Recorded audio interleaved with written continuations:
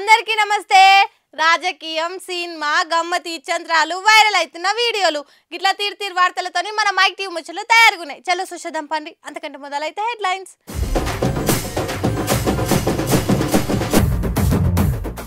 దీపాదాస్ మున్షి తోటి మేయర్ భేటీ, car party మారుతుందని నడుస్తుంది టాకోటి. అదిరేది లేదు బెదిరేది లేదు, మనమే తోపు, స్పీచ్ తోని మల్లారెడ్డి క్యాడర్కిచ్చిండు హోపు. మంత్రి రోజా జీవిత కథతోనొచ్చింది పుస్తకము, చదివితే ఆమె ఏందని తెలుసుకుంటుందట లోకము.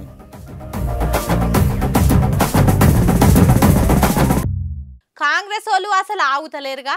ఏడి కాడ ఎవ్వరు పార్టీలకు వస్తామంటే వాళ్ళకి షేక్ హ్యాండ్ ఇచ్చి మరి పార్టీలో చేర్పించుకుంటున్నారు. పార్టీలో చేర్పించుకున్నాడే కాదు, ముందొచ్చిన కొమ్ముల కంటే వెనకొచ్చిన చెవులే వాడి అన్నట్టు పదవులు కూడా పెట్టి పెద్ద పీట వేస్తుండ్రు. ఈ కార్ పార్టీ లీడర్లు వద్దనే కదా జనాలు కాంగ్రెస్ కోటేసింది. కానీ మళ్ళా కార్ పార్టీ లీడర్లు ఎంబడే పడుతుండ్రు అధికార పార్టీ లీడర్లు. ఏడి కాడ ఆ పార్టీ లీడర్లను కాంగ్రెస్ లకు చేర్పించుకుంటున్నారు. బీఆర్ఎస్ ను దెబ్బతీసుడే లక్ష్యంగా ఇప్పటికే సిట్టింగ్ ఎమ్మెల్యేలకు గేట్లు కుల్లబెట్టిండ్రు. అటు ఎంపీలను పార్టీలకు చేర్పించుకొని సీట్ ఇస్తుండ్రు. ఇక మున్సిపల్ చైర్మన్లు కార్పొరేషన్లల్లో అందరు కాంగ్రెస్ లకే వచ్చి చేరిండ్రు. ఇక ఇవాళ హైదరాబాద్ మీద నజరేసిండ్రు హస్తం పాటోలు. కాంగ్రెస్ వాళ్లకు బాగా దగ్గర సుట్టమైన కేశవరావు బిడ్డే హైదరాబాద్ మేయర్ గద్వాల విజయలక్ష్మక్క కాంగ్రెస్ లకు పోయేందుకు కారు దిగుతా అంటున్నది. అసలు ఈ మేయర్ విజయలక్ష్మి అవ్వలు ఆనాడు కేశవరావే లేకుంటే కేసీఆర్ మేయర్ పదవే ఇచ్చేటోడు కాదు. మేయర్ పదవికి ఎంతో మంది బీఆర్ఎస్ లీడర్లు పోటీలున్నా అందరూ వ్యతిరేకించిన కేశవరావు బిడ్డే అన్న ఒక్క కారణంతోటే ఆమెకే మేయర్ పదవి అప్పజెప్పిండు కేసీఆర్ సారు. గసొంటిది ఇయాల పార్టీ కష్టకాలంలో ఉన్నదని గద్వాలక్క గద్దను కాపాడుకునేందుకు పార్టీ మారుతా అంటుంది. ఆల్రెడీ కాంగ్రెస్ వ్యవహారాల ఇన్ఛార్జి దీపక్క తోటి మొత్తం మాట్లాడుకున్నది. కార్యకర్తల నిర్ణయం తీసుకున్నాక ఏదోటి చెప్తా అని అంటున్నది. అబ్బా, అన్ని వ్యవహారాలు కార్యకర్తలకు చెప్పి చేస్తున్నట్టే చేయబడితివి తీయక్క, పోయేదానివి ఓక నడిమిట్ల ఆల పేరెందుకు అని అనుకుంటున్నారట బంజారా హిల్స్ లో అక్క కోటేసిన జనాలు. ఆహా, మంత్రి రోజక్క మీద కూడా అంగట్లు ఇప్పుడు పుస్తకం అవైలబుల్ ఉన్నదిలో. రోజొక్క సినిమా కంపెనీ నుంచి రాజకీయాల దాకా ఎట్లొచ్చింది, ఏం చేసింది అన్నది మొత్తం అందులో రాసి పెట్టిండ్రట. నిన్ననే విడుదలైంది ఆ బుక్కు. ఇంకేంది, సినిమా కంపెనీలకు ఇంకో బయోపిక్ తయారున్నట్టే. ఇక ఆంధ్ర ఆటల మంత్రి రోజక్క మీద కూడా ఇప్పుడు బుక్ రాసిండ్రు. రంగుల ప్రపంచం నుంచి రాజకీయాల దాకా అని దానికి పేరు పెట్టిండ్రు. పేర్లనే ఉన్నది కదా, బుక్ లా ఏముండబోతుందో. తిరుపతిలా భూమన కరుణాకర్ సార్ చేతుల మీదకెళ్లి ఆ బుక్ ను విడుదల చేసిండ్రు. ఇక ఆ బుక్ లో మొత్తం రోజక్క చరిత్ర ఉంటదట. చిన్న పల్లెటూర్లకెళ్లి మద్రాసుకు పోయి పెద్ద హీరోయిన్ అయ్యి అటెన్క ఆంధ్రాకు వచ్చి జబర్దస్త్ కు జడ్జి అయ్యి తర్వాత రాజకీయాలలో చేరి చంద్రాల్ సార్ ను తిట్టి పోసి మళ్ళా జగనన్న పార్టీలో ఎమ్మెల్యేగా గెలిచి మంత్రి అయ్యిందాకా అన్ని ఒక్కో స్ట్రగుల్ ను చక్కగా రాసుకొచ్చిండ్రట. తీస్తే సినిమా ఎంత గొప్పగా రాసిండ్రట. ఏమో ముంగట్ రోజులల్లా రోజక్క పుస్తకాలను బడి పిల్లగాన్లకు పాఠ్యాంశంగానో నాన్ డీటెయిల్ పుస్తకంగానో ఆంధ్ర సర్కార్ పెట్టినా ఆశ్చర్యం లేదని అంటున్నారట సోషల్ మీడియాలో. అనుకున్నది ఒక్కటి అయింది ఒక్కటి, బోల్తా కొట్టిందిలే బుల్బుల్ పిట్ట అన్నట్టున్నది కదా ఆంధ్ర మంత్రి అంబటి కథ. మహిళా ఓటర్లకు మంచిగా చీరలిచ్చి సింపుల్గా ఓట్లు ఎప్పించుకుందాం అనుకొని చూస్తే కాన్లు మండినోళ్ళు గంగల కలిపిండ్రట పాపం. అంబట్ సార్కు ఏం కష్టం వచ్చే, ఎలక్షన్ కోడ్ రాకముందే చీరలు వంచాలనని మస్తుగాళ్ళ చీరలు తెచ్చి దాసిండ్రట.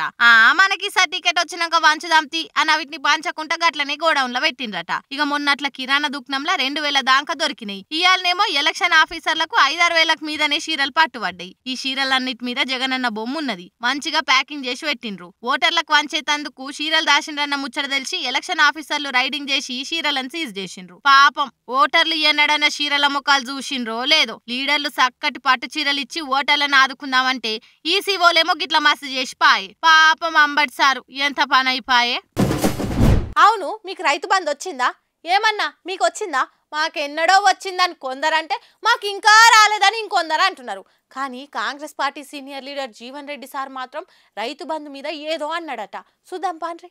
ఈ జీవన్ రెడ్డి సారు అప్పుడప్పుడు కుండెత్తేసినట్టే మాట్లాడతాడు. చెట్లు గుట్టలు పుట్టలుంటే మేము రైతు బంధు ఇయ్యం, న్యాయంగా రైతు బంధు వచ్చినోలే మా కోటేస్తే చాలు, కడమోలు వేయకున్నా ఏం బట్టదన్నట్టు మాట్లాడిండు. ఆగో, రైతు బంధు వచ్చినోలే వేయాలనంటే ఎట్లా సారు? అసలు షేన్లే లేనోళ్ళు రైతు బంధు అంటేనే ఏందో తెలియనోళ్ళు మీ కోట్లు వేయొద్దా ఎట్లా? మీరు అన్న మాటలను ఎవరైనా తప్పుగా అర్థం చేసుకుంటే ఎట్లా సారు? మొదటికే మోసం రాదా? రాష్ట్ర ఓటర్లల్లా రైతు బంధు వస్తున్న ఓటర్లెంత రానోళ్ళెంతనో లెక్క తెలిసేగి మాటలు అన్నారా సారు? గిట్లా మాట్లాడేమో ఉన్న టోట్లలో ఓడిపోయినరా ఎట్లా? అందరికి అనుమానం చెప్తా రాదు. అరే రైతు బంధు వచ్చినోడే నాకు అయిపోండ్రా.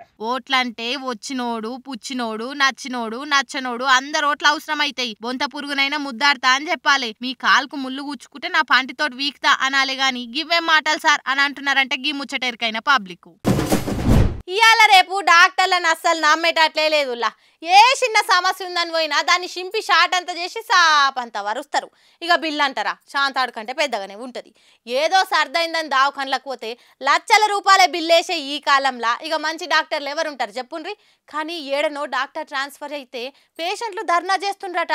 తెలుసుకుందాం పాన్రి. సర్కార్ దవాఖాన్లల్లో డ్యూటీ చేసే డాక్టర్లకు బయట మస్తు దందాలుంటాయి. పెద్ద పెద్ద దవాఖాన్లల్లో గంటకింత అని ఫీజు మాట్లాడుకుని లక్షల రూపాయలు సంపాదిస్తారు. ఇంకా కొందరైతే ప్రైవేట్ దవాఖాన్లు పెట్టి వ్యాపారం చేసుకుంటారు. అసోంటి డాక్టర్లున్న ఈ కాలంలో ఇగో ఒకసారి గిట్ చూడుండ్రి. సూర్యాపేట సర్కార్ దవాఖాన్లో పనిచేసే మురళీధర్ రెడ్డి అనే డాక్టర్ ట్రాన్స్ఫర్ అయితే పేషెంట్లు రోడ్ ఎక్కి లొల్లి పెడుతుండ్రట. మామూలుగా సర్కార్ డాక్టర్ ట్రాన్స్ఫర్ అయితే పోని పీడ పోయింది, ఓ పని చేయడు పాట చేయడు అనే సిచ్యువేషన్లే ఎక్కువ ఉంటాయి ఇవాళ రేపు. అసోంటిది మురళీ సార్ ను ట్రాన్స్ఫర్ చేస్తే పేషెంట్లు ఆందోళన చేస్తురంటే ఇది గమ్మతే ఉంది. మురళీ సారు అర్ధరాత్రి అపరాత్రి అనే ఫరక్ లేకుండా సేవలు అందించిందట. సర్కార్ దవాఖాన్లకు పోయేది పేదోళ్లే కదా, అందరి లెక్కాలను చీదరించుకోకుండా మానవత్వంతో ట్రీట్మెంట్ చేస్తాడట ఈ సారు. ఇంకా వచ్చిన రోగాన్నే కాకుండా అలాకుండే పర్సనల్ సమస్యలకు కూడా సాల్వ్ చేస్తాడట. బాగా ఎదగాలి, మంచి పేరు తెచ్చుకోవాలి అని మోటివేట్ చేస్తాడట. కరోనా టైంలోనైతే పానాన్ని లెక్క చేయకుండా రాత్రి బగలు సేవ చేసిండట. ఇంకా మెడికల్ కాలేజీలకు భూముల సేకరణలా ఆయననే ముందుంటాడట. ఆయన లేకుంటే అసలు మెడికల్ కాలేజీ కంప్లీట్ అయ్యేదే కాదంటుండ్రు. అసొంటి ఆయనను రాజకీయాలకు బలి చేసి దేవుని కూడా అసొంటి దవాఖాన్లకు రాజకీయాలు ఊస్తే ఎట్లా అని క్వశ్చన్ చేస్తుండ్రు పేషెంట్లు. ఇక పేషెంట్లకు డాక్టర్లు నర్సులు కూడా తోడయి వాళ్ళు కూడా గట్టిగానే ఆందోళన చేసిండ్రు. మా ఏరియా డాక్టర్ మాకే కావాలి అని 100 మంది దవాఖాన కాడికి వచ్చిండ్రట. ఇగో ఇట్లుండాలే చూడుండ్రి గవర్నమెంట్ డాక్టర్ అంటే. ఏమో ముందే రాజకీయాలు అంటుండ్రు, ఏడు దాకా పోతుందో ఏమో ఈ కథ.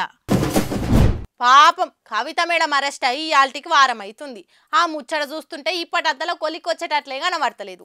పిటిషన్లు వెనకకు తీసుకున్నాడు, మళ్ళా బెయిల్ పిటిషన్ లేసుడు, కోర్టు సూటి ప్రశ్నలు, ఇగో ఈ సొంత వీటితోటే గడిచేటట్టున్నది. ఏమో ఇవాళ సుప్రీంకోర్టు అయితే బాగానే సీరియస్ అయిందట. బెయిల్ కోసము డైరెక్ట్ సుప్రీంకోర్టుకు వస్తారా అని సూటిగా క్వశ్చన్ లేచిందని అంటున్నారు.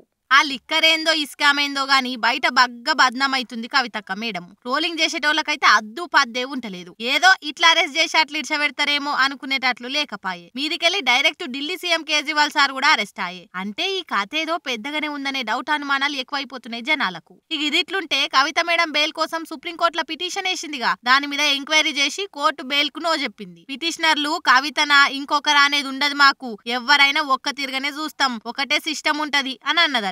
బెయిల్ కోసం డైరెక్ట్ గా సుప్రీం కోర్టుకు వస్తారా, ఇట్లయితే కుదరదు అని ప్రశ్నించిందట. బెయిల్ కావాలంటే ట్రయల్ కోర్టుకు పోవాలే గాని ఇట్లా సుప్రీం కోర్టుకు వస్తే ఎట్లా అని అడిగిందట. ఎవరైనా సరే బెయిల్ కోసం ముందుగాల కింది కోర్టుకే పోవాలి, అటెన్క ఏదైనా తేడా జరిగినట్లు అనిపిస్తే సాటిస్ఫై కాకపోతే అప్పుడు సుప్రీం కోర్టుకు రావాలి అని సూచన చేసిందని అంటున్నారు. కవిత మేడం కేసు రాజ్యాంగ ఉల్లంఘనకు సంబంధించిందని అంటున్నారు కాబట్టి కేవలం దీని మీదనే మేము విచారణ చేస్తాం అని ఫుల్ క్లారిటీ ఇచ్చిందట సుప్రీంకోర్టు. అయితే పిటిషన్ల చెప్పిన వీటి మీద ఈడీకి నోటీసులు ఇస్తున్నామని చెప్పిన కోర్టు చెప్పినట్లే ఈడీకి నోటీసులు ఇచ్చింది. కోర్టు ఇంత క్లారిటీగా చెప్పింది కదా, మరి కవిత మేడం నెక్స్ట్ ఏం చేస్తుందో చూడాలి.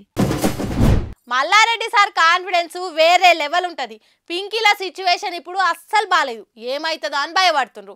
కానీ మల్లారెడ్డి సారు ఎట్లయితే అట్లాయే, ఏడికైతే ఆడికాయే అని తొడగొట్టి మీ సమ్మేలేసి సవాల్ చేస్తుండు. ఇది అస్సలైన ధైర్యం అంటే గిట్లుండాలే కేసీఆర్ కు. ఇక భయం లేదేం లేదు పోన్రి.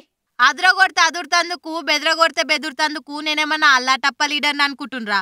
అయ్యా మల్లారెడ్డి అంటే ఎవరో తెలుసు కదా అని కాన్ఫిడెన్స్ కి కాక తెప్పిస్తుండు మాజీ మంత్రి మల్లారెడ్డి సారు. నిన్నీయాల పింకీలంతా గోపిలై గోడ దుంకి పోతుండ్రు కదా, ఎంపీ సీట్లు ఎన్నొస్తాయో ఏమో అనే భయం పుట్టుకుంది గులాబీ లీడర్లకు. ఇక ఎన్నొస్తే అన్ని ఏమైతుంది, ఇది కాకపోతే ఇంకో ఎలక్షన్ అనే ధీమాతోని కేసీఆర్ సార్ ఉన్నాడు. నడమ గీ మల్లారెడ్డి సార్ అసొంటోలేమో మనకెందుకు రావు, బాజాప్తొస్తాయి, మున్సిపల్లా మనదే టాపు, అసెంబ్లీలో మనదే టాప్ ఉండే, లోక్సభల్లో మనదే టాప్ ఉండే, సర్పంచ్లు ఎంపీటీసీలు కూడా మనోలే ఉండే.